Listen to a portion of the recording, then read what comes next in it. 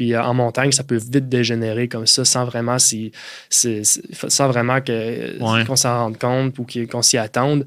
Donc, d'y aller dans des conditions un peu plus marginales, ça t'ouvre davantage à ces risques-là. Là, puis à ce que quelque chose aille mal. Il faut vraiment être suicidaire pour faire ce genre de... Il n'y a personne, en fait, qui est parti faire cette voie-là pendant ce temps d'attente-là. Là. Il y a des gens qui ont été secourus au sommet après une ascension dans une de ces journées-là. À ce moment-là, nous, on faisait une acclimatation, mais on dormait à 5300 mètres sur la montagne. Okay. On était sur un glacier, sur un plan assez plat.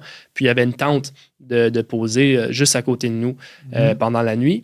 Puis à minuit, on se fait réveiller par un hélicoptère qui atterrit sur le glacier juste à côté de notre tente, dans le fond, pour secourir quelqu'un qui avait dans cette tente-là. On ne savait pas qu'il y avait quelqu'un à ce moment-là. Puis on a su par la suite que c'était une personne qui avait des engelures partout importantes, aux mains, aux pieds, qui avait un œdème pulmonaire, puis qui avait été séparé du reste de son équipe. 2 autres de ses partenaires étaient encore au sommet, qui ont été retrouvés morts par la suite, parce qu'ils ont tenté le sommet dans des conditions qui étaient trop froides, qu'il y avait trop de vent.